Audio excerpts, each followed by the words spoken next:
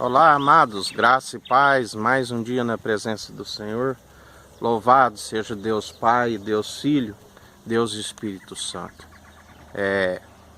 Em mais um dia, Deus está nos falando, né, de justiça, né?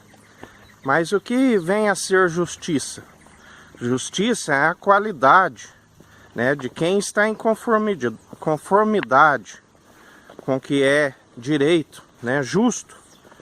É o que está em conformidade com a palavra de Deus, né, que pratica a justiça, que não distorce a verdade. O princípio da sabedoria, né, o temor de Deus.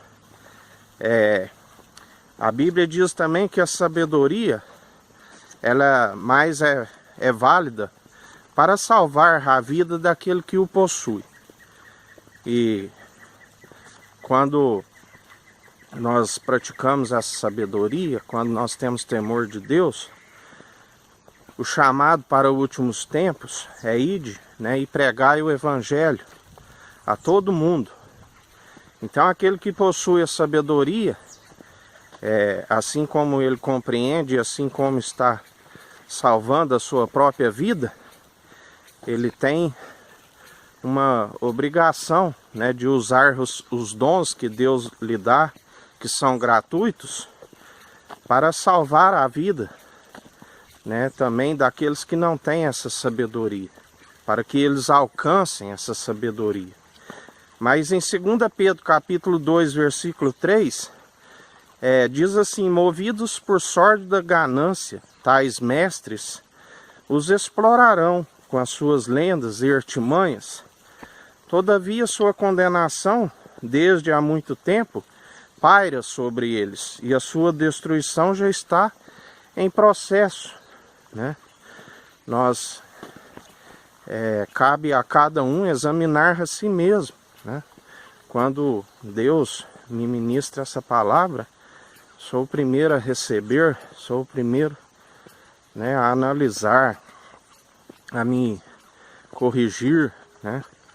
Porque nós temos que estar vigilantes, orando sem cessar, vigiai.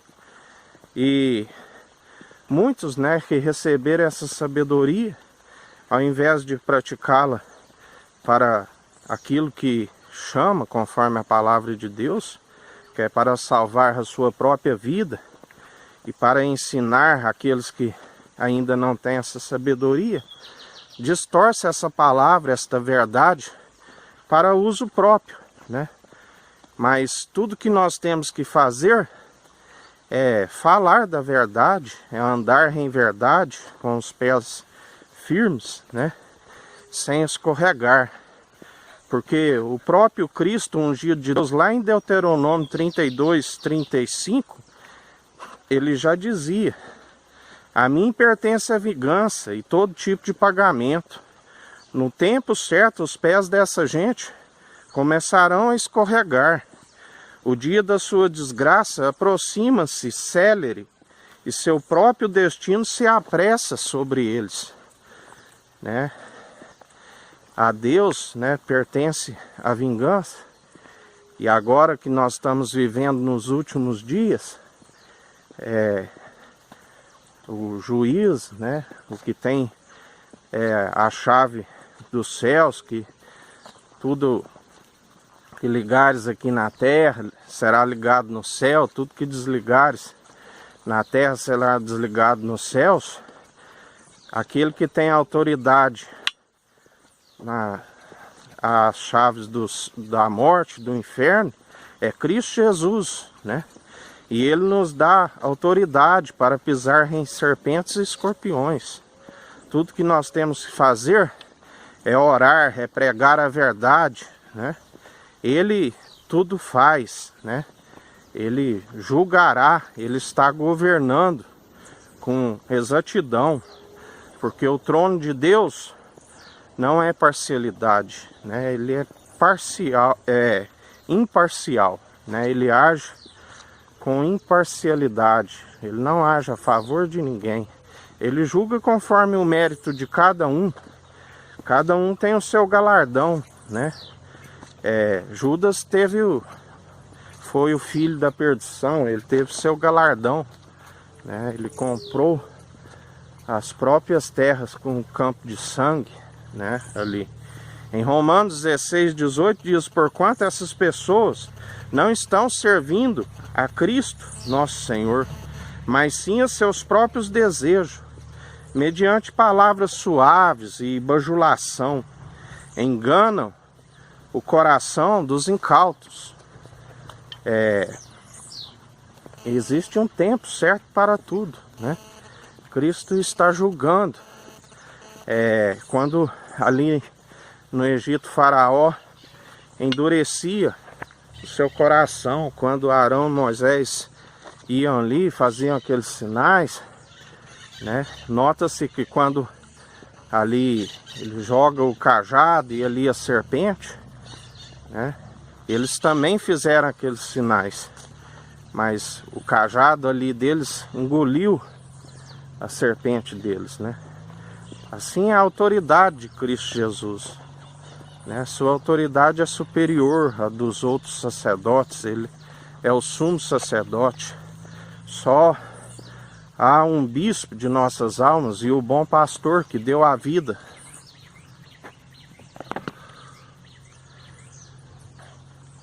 Bom pastor que deu a vida por amor de nós, de todo aquele que o reconhece como nosso único e suficiente Salvador.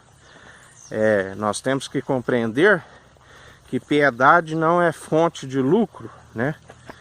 Muitos são mercenários da palavra de Deus, estão com as suas mentes corrompidas, estão privados da verdade, né? Seus pés escorregam a todo momento, porque esquecem do lamaçal que foram tirados e voltaram para o lamaçal, né? Por mais que ainda às vezes julgam que seus pés estão firmes, uma hora, amados, o pé começa a ficar escorregadio e já não consegue parar em pé. Mas nós temos que garantir a salvação, a vida eterna. Cabe a nós seguir a verdade, né? E cabe a nós falar da verdade, insistir, né? Porque muitos envergonham do Evangelho, mas deviam envergonhar-se das suas atitudes, né? Deviam envergonhar do que estão falando.